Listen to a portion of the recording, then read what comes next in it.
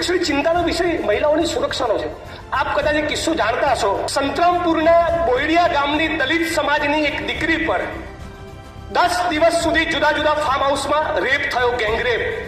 અને દીકરી પોતાના લોહીથી ભીના કપડા સાથે સંતરામપુર પોલીસ સ્ટેશનમાં જાય છે, ગેંગરેપની એફઆઈઆર કરાવે છે.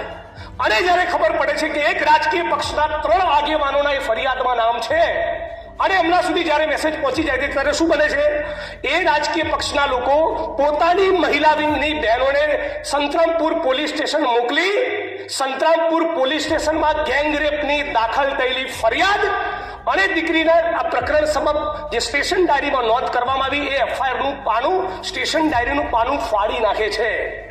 હા, આપણા ગુજરાતની અંદર દલિત સમાજની ગેંગરેપની પીડિતાની ફરિયાદ પોલીસ સ્ટેશનમાં ફાડી નાખવામાં આવી અને રાજ્યની સરકારે આ મુદ્દે મૌન ધારણ કર્યું.